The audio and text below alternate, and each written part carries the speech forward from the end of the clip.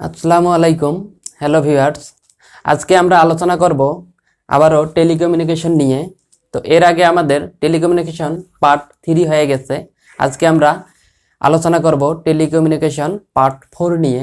তো telecommunication part 4-এ আমাদের যে আলোচনার বিষয়বস্তু হচ্ছে সেটা হচ্ছে আমরা এমপ্লিসিউড মডুলেশনের ইকুয়েশন থেকে আমরা রিলেশন বের করব। সেই রিলেশনগুলো কি আমি এইখানে লিখছি, the relation between career power, total power এবং সাইড ব্যান্ড পাওয়ার।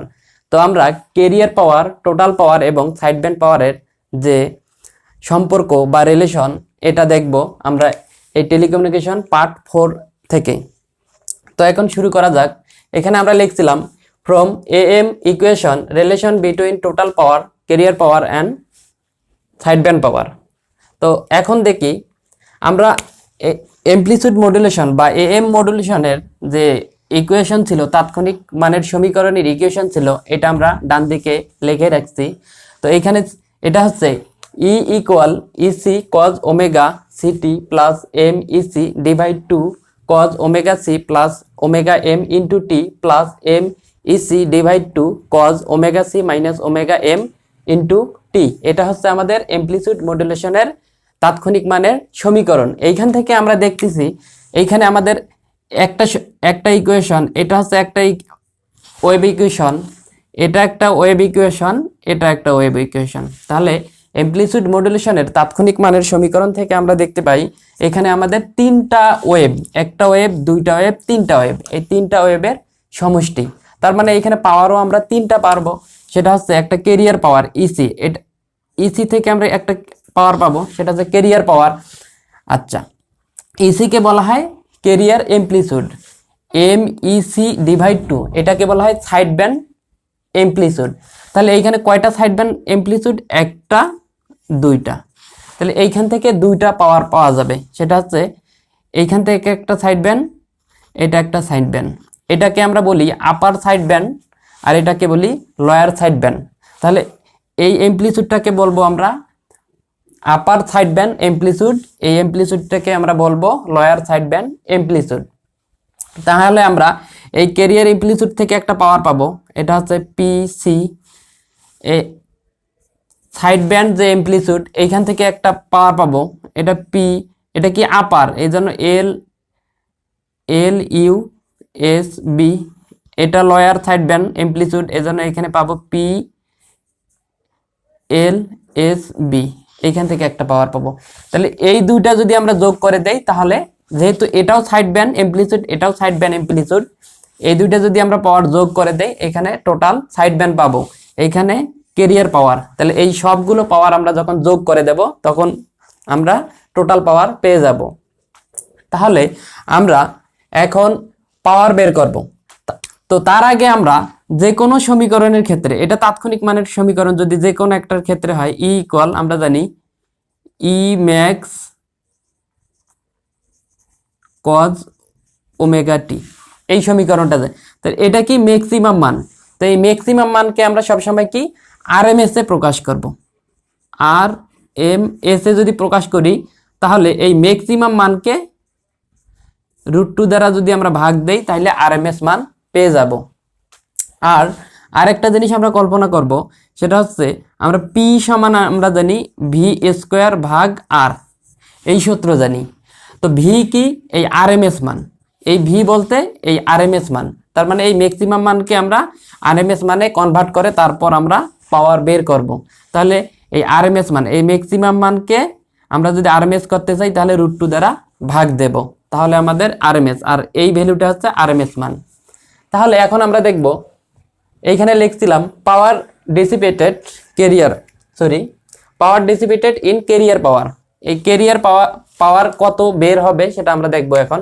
পিসি, তো এইখানে যেরকম আমরা পি ইকুয়াল ভি স্কোয়ার ভাগ আর লিখছি, তাহলে পিসি যদি হয় এইখানে আমরা পিসি দিতে পারি, এখানে ভি বলতে এইখানে ভি বলতে ইসি, কিন্তু এটা ম্যাক্সিমাম মান।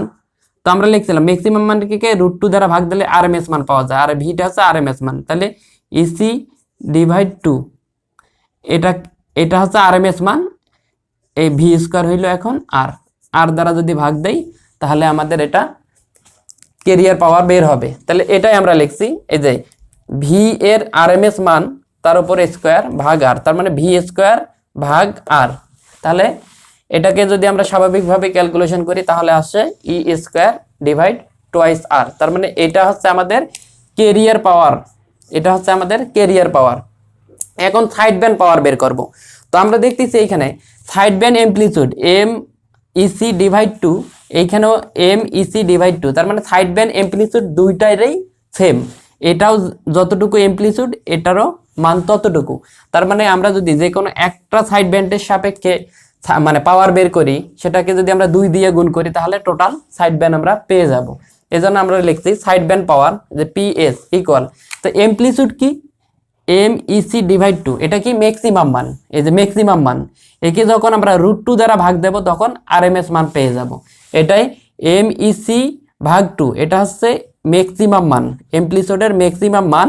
এই মানকে যখন এই √2 দ্বারা ভাগ দেব তখন আরএমএস মান হয়ে গেল। এই টোটালটাই মনে হবে এখন আমাদের ভি, এই যে ভি এর মান। তাহলে ভি স্কোয়ার ডিভাইড আর, তাহলে এটাকে যদি আমরা স্বাভাবিকভাবে ক্যালকুলেশন করি তাহলে হয় M square EC square divide 8r। এখন আমরা কিছুক্ষণ আগেই বললাম যেহেতু সাইড ব্যান্ড অ্যামপ্লিটিউড দুইটারই সমান, এইখানেও এম ইসি ডিভাইড টু, মানে আপার সাইড ব্যান্ড ফ্রিকোয়েন্সিতে, মানে আপার সাইড ব্যান্ড যে ওয়েভটা আছে সেখানেও amplitude M EC divide two, আর লয়ার যে ইকুয়েশন আছে সেখানেও amplitude M EC divide two. তার মানে এই একটার আমরা পাওয়ার বের করলাম, এই তার মানে এটার বের করতে হবে। এটার কিভাবে বের করব, তাহলে এটারও এটাই হবে, যেহেতু অ্যামপ্লিটিউড সেম, তার মানে এটার যদি এটা পাওয়ার হয়, এই সাইড ব্যান্ডের এই সাইড ব্যান্ড অ্যামপ্লিটিউড দিয়ে যদি আমরা এই পাওয়ারটা বের করি, তার মানে এই সাইড ব্যান্ড অ্যামপ্লিটিউড দিয়েও সেম এটাই বের হবে।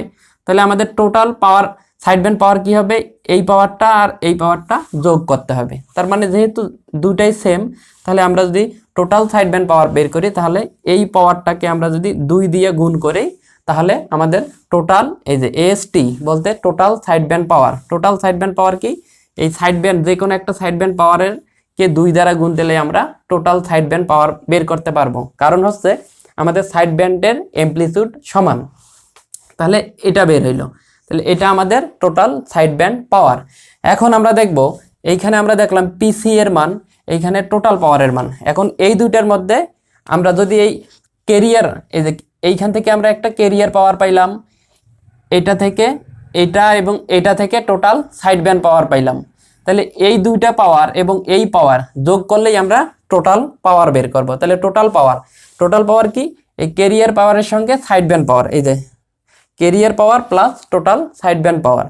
তাহলে carrier power plus total side band power equal, carrier power কি বের হয়েছে, এই যে E C square divide twice R, plus আমাদের টোটাল সাইড ব্যান্ড পাওয়ার বের হয়েছে M square EC square divide 4r, এটা বসাই দিলাম। এখন এইখানে আমরা এইটাই লিখলাম, এই প্লাস এম স্কোয়ার, এখানে 4r আছে, এইখান থেকে যদি আমরা এখানে 2 নেই তাহলে এইখানে থাকে আর 2, এইখানে আর, এই যে 2r আর ইসি স্কোয়ার এইখানে।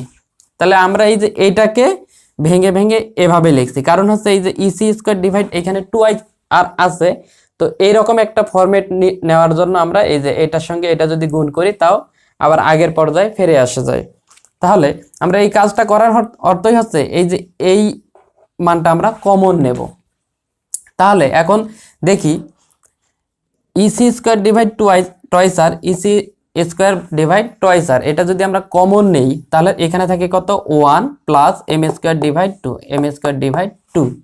তাহলে আমরা এইখানে দেখতে পাচ্ছি ইসি স্কোয়ার ডিভাইড টোয়াইস আর কোথায়, এই যে এই জায়গায় আমরা দেখতেছি। তাহলে ইসি স্কোয়ার ডিভাইড টোয়াইস আর এটা কোথায়, এটা কার মান, পিসি মানে কেরিয়ার পাওয়ারের মান। তার মানে এই জায়গায় আমরা কি পিসি লিখতে পারি, সেটাই আমরা লিখছি, এই যে পিসি, এই যে এই জায়গায় আমরা পিসি লিখছি আর বাকিটা সেম রাখছি। এটাই হচ্ছে দেখা যাচ্ছে যে টোটাল পাওয়ার এবং কেরিয়ার পাওয়ার। তার মানে এই ইকুয়েশনটা আমাদের রিপ্রেজেন্ট কি করবে, relation between total power and carrier power. তার মানে আমাদের যে টোটাল পাওয়ার এবং কেরিয়ার পাওয়ারের যে একটা রিলেশন পাইলাম, এটা কি প্রকাশ করবে, P C into 1 plus M square divide 2। তাহলে এটাই হচ্ছে আমাদের সেই একটা রিলেশন যেটা হচ্ছে টোটাল পাওয়ার এবং ক্যারিয়ার পাওয়ারের মধ্যে সম্পর্ক। এখন আগে আমরা দেখলাম কি টোটাল পাওয়ার এবং ক্যারিয়ার পাওয়ারের মধ্যে সম্পর্ক, এবং আমরা এটা কিছুক্ষণ আগে প্রুভ করলাম, আর এটা তো আগেই দেখলাম। এখন আমরা এটাও দেখছিলাম যে সাইড ব্যান্ড পাওয়ার এবং ক্যারিয়ার পাওয়ারের মধ্যে সম্পর্ক, তার মানে PS equal PC m square divide 2। এটা 3 নং সমীকরণ দেই, এটা বাদ।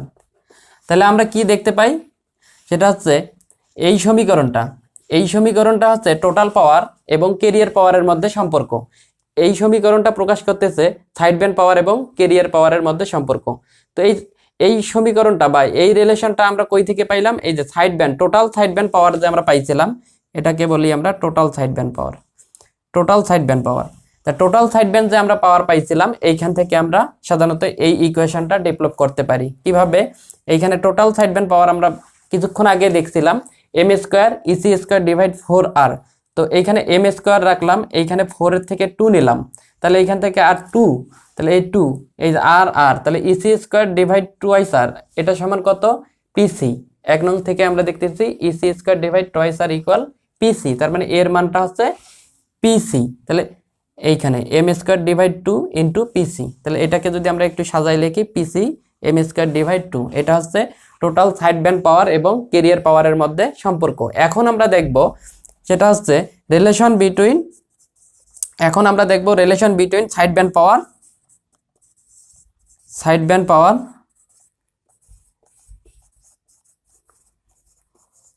and total power.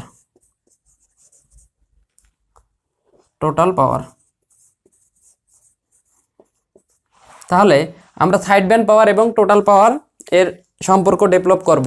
তো এইখানে দেখা যাচ্ছে এইখানে টোটাল পাওয়ারের সমীকরণ এটা এবং সাইড ব্যান্ড পাওয়ারের সমীকরণ 3।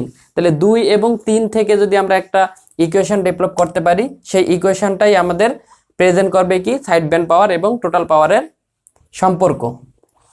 তাহলে দেখি 3, তাহলে 3 নং সমীকরণ ভাগ আমরা যদি 2 নং সমীকরণ পাই এই দুটো সমীকরণ থেকে, তাহলে PST টোটাল সাইড ব্যান্ড পাওয়ার এবং টোটাল পাওয়ার, এটা ইকুয়াল, তাহলে PST এর মান কত, PC m স্কয়ার ডিভাইড 2, আর PT কি PC 1 plus m square divide 2, এটা সম্পর্ক। তাহলে এই PC আর PC যদি ক্যান্সেল যায়, তাহলে এইখানে থাকে কি m স্কয়ার ডিভাইড 2, এইখানে কত থাকে 2 প্লাস m স্কয়ার ডিভাইড 2, যদি এইখানে 2 লসাগু নেই তাহলে এটা আসে, তাহলে এই 2 আর এই 2 ক্যান্সেল, তাহলে থাকে কি উপরে m স্কয়ার, নিচে 2 প্লাস m স্কয়ার, এটা। তাহলে এটা কি সাইড ব্যান্ড পাওয়ার এবং টোটাল পাওয়ারের মধ্যে অনুপাত, এটা আসে। তাহলে আমরা যদি এটাকে উল্টাই দেই, PT ভাগ PST ইকুয়াল, তাহলে উপরে চলে যায় 2 প্লাস m স্কয়ার, রেশিওটাও চেঞ্জ হয়ে যায়, তাহলে m স্কয়ার। তো এটাকে যদি আমরা এখন আড়াআড়ি গুণ করি তাহলে কি পাওয়া যাবে, যদি আড়াআড়ি গুণ করি তাহলে পাওয়া যাবে PT ইকুয়াল PST ইন্টু, এটা এদিকে চলে গেল 2 plus m square divide m square. তো এটা একটা রিলেশন, এটা 4 নং ইকুয়েশন। তাহলে 4 নং ইকুয়েশন থেকে আমরা কি বুঝতেছি, এখানে টোটাল পাওয়ার এবং সাইড ব্যান্ড পাওয়ার বলতে সাইড ব্যান্ড টোটাল পাওয়ার। তাহলে এই ইকুয়েশন রিপ্রেজেন্ট কি করবে, 4 নং ইকুয়েশন রিপ্রেজেন্ট করবে টোটাল পাওয়ার এবং টোটাল সাইড ব্যান্ড পাওয়ারের মধ্যে সম্পর্ক। তো আশা করি বোঝা গেছে। এরপর আমরা দেখব টোটাল কারেন্ট ক্যারিয়ার কারেন্টের মধ্যে সম্পর্ক।